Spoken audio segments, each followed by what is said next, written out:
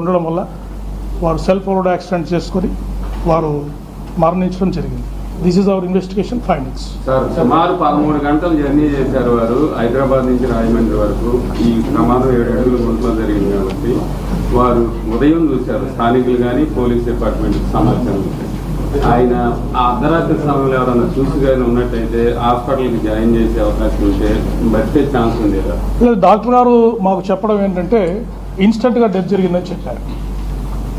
అది వారు హై స్పీడ్లో వెహికల్ వస్తున్నారు, వారు అక్కడ జారిపడ్డము, ఆ బాడీ స్పీడ్గా వెళ్ళేసి అక్కడ స్టేషనరీ ఆబ్జెక్ట్ తగలడము, దానివల్ల హెడ్కి ఇంజరీ కావడము, ఇన్స్టెంట్గా చనిపోయారని డాక్టర్ గారు ఒపీనియన్లో మాకు చెప్పారు.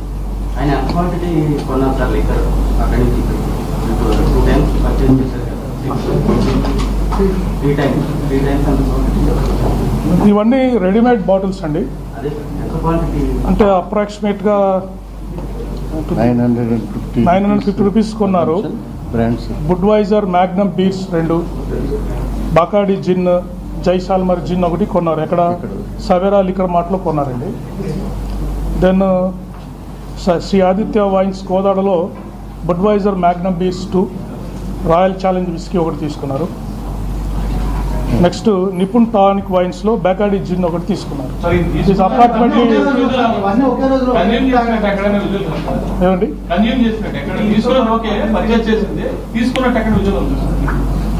విజువల్స్ మాకు దొరకలేదు. కొంత ఫుటేజ్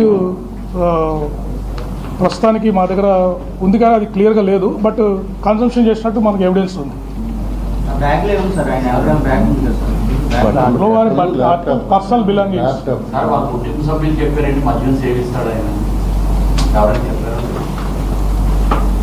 అది ప్రస్తుతానికి మేము డిస్క్లోజ్ చేయలేమండి. వారి వైఫ్తో మాట్లాడిన విషయాలు వారు చెప్పింది మళ్ళీ మీకు డిస్క్లోజ్ చేస్తాం. Right, next.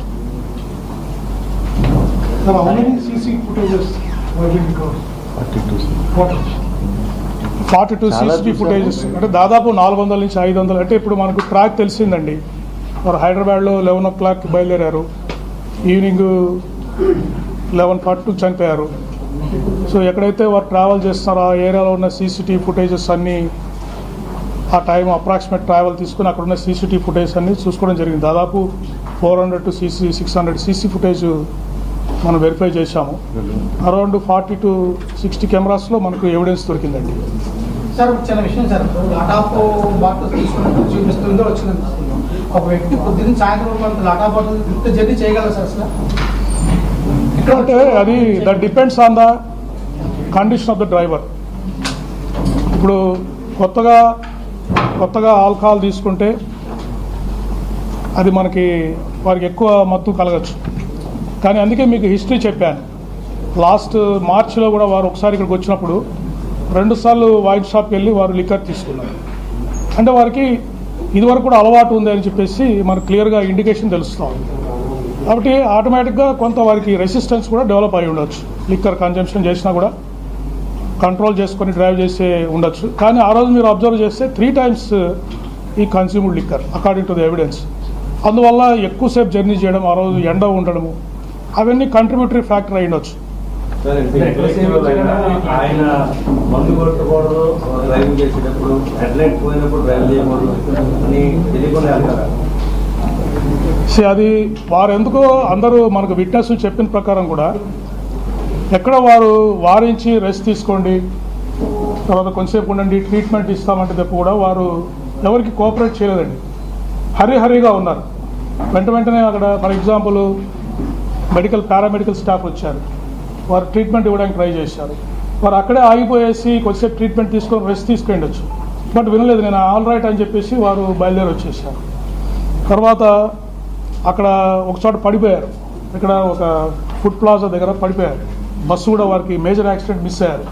అక్కడ కూడా వారికి రెస్ట్ తీసుకునే అవకాశం ఉండేది. బట్ ఐఎమ్ ఆల్ రైట్ అని చెప్పేసి మళ్ళీ అక్కడి నుంచి బయలుదేరి వచ్చేసారు. ఇప్పుడు రామవరం పాడు రింగ్ దగ్గర SI స్టాఫ్ వారిస్తున్నారు, కొంచెంసేపు రెస్ట్ తీసుకొని పోండి, లాడ్జ్లో ఉండండి, మీరు తీసుకోండి అని SI గారు చెప్పారు. సరే అక్కడ ఉంటాడులే అని చెప్పేసి పక్కకి వెళ్ళి వచ్చే లోపల బండి స్టార్ట్ చేసుకొని వారు వచ్చేసారు. అంటే ఈ వాజ్ ఇన్ హరీ, త్వరగా ఏదో రీచ్ కావాలనే ఉద్దేశంలో వారు ట్రావెల్ చేస్తున్నట్టు మనకు అనిపించింది. అది మనం చెప్పలేము. బట్ వారు వాజ్ ఇన్ హరీ, త్వరగా రీచ్ కావాలి డెస్టినేషన్ అనే ఉద్దేశంలో అనిపిస్తుంది. మద్యం డ్రైవ్ చేసిన వ్యక్తికి ఎంత పెద్ద వ్యక్తికి అయినా సరే కామన్ గా కేసులు వేస్తుంటారు సార్. ఎస్ఐ గారు నేను డ్రైవింగ్ మద్యం చేపిస్తున్నాను ఇది కేసు అంటే అతను వీక్గా ఉన్నాడు, అతని కండిషన్ బాగాలేదు, ఎంతసేపు అతన్ని రెస్ట్ ఇద్దాము, కౌన్సిల్ చేద్దాము, కొద్దిసేపు ఆపుదామని ట్రై చేసి అక్కడే లాడ్జ్ తీసుకొని పడుకోబెడదాం, అతన్ని రెస్ట్ ఇద్దామనే ఉద్దేశంలో ట్రై చేశాడు. అతను కొద్దిసేపు ఉంటే బహుశా ఫైన్ కూడా వేసేసి సీజ్ చేసేవాడేమో ఇంకొద్దిసేపు ఉంటే, కానీ ఆ అవకాశం ఇవ్వకుండా టీ దాపించారు, తీసుకెళ్లి టీ దాపించి రికవర్ అవుతారేమో అని చూశారు. అంటే ఒక మానవతా దృక్పథంతో అక్కడ ఎస్ఐ గారు పనిచేయడం జరిగింది. అందువల్ల అది చేసి ఆపుదామనేసరికి వారు త్వరగా బయలుదేరి వచ్చేసారు. ఏదండి ఆయన తెలియదండి, ప్రవీణ్ గారని ఎవరికి తెలియదు. వాళ్ళందరూ ఆయన కూడా డిస్క్లోజ్ చేయలేదండి. ఆయన ఐడెంటిటీ డిస్క్లోజ్ చేయడానికి ప్రయత్నం చేయలేదు. మీరు అబ్జర్వ్ చేస్తే కూడా వారు హెల్మెట్ పెట్టుకున్నారు, గ్లాసెస్ పెట్టుకున్నారు, మాస్క్ వేసుకున్నారు. అంటే ఐడెంటిటీ వారు కన్సీల్ చేసుకుని వారు ట్రావెల్ చేస్తున్నారు. అది క్లియర్గా మనకు అబ్జర్వేషన్లో అన్నిట్లో వస్తాం. అటువంటిది ఏం లేదండి. అంటే మొదటి నుంచి కూడా వారు అంటే బహుశా త్వరగా వెళ్ళాలి డెస్టినేషన్కి అనే ఉద్దేశంలో వారు బయలుదేరి ఉండొచ్చు. అది వారికే తెలుసు. ఎందుకంటే ఎటువంటి ఫోన్ కాల్స్ లేవు. వారి వైఫ్కి విజయవాడలో బయలుదేరుతున్నప్పుడు వారు ఫస్ట్ మిస్ కాల్ చేశారు. అంటే బిట్వీన్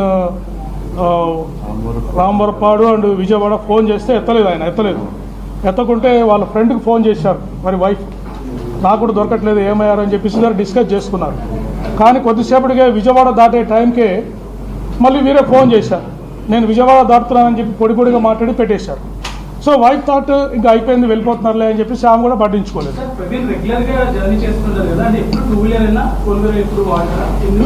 అదే చెప్పాను కదండి, ఇప్పుడు ఎందుకు 2 వీలర్ వాడారు అంటే వారు ఇక్కడ ఒక స్థలం కొనుగోలు చేశారు, అక్కడ వారు కాలేజ్ పెట్టాలని ట్రై చేస్తున్నారు. సో లోకల్గా వచ్చి ఇక్కడే వెహికల్ పెట్టుకొని ఎప్పుడు వచ్చినా కూడా వెహికల్తో తిరగచ్చు అని వారి ఉద్దేశం ఉండొచ్చు.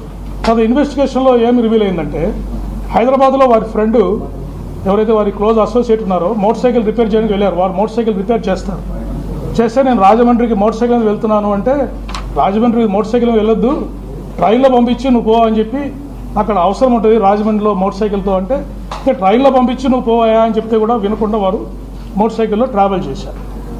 ఓకే, అంటే ఇక్కడ లోకల్గా వారు మోటార్ సైకిల్ వాడడానికి అవసరం ఉందనే ఉద్దేశంలో మనకి ఇన్వెస్టిగేషన్ ఫైండింగ్ వస్తూ ఉంది.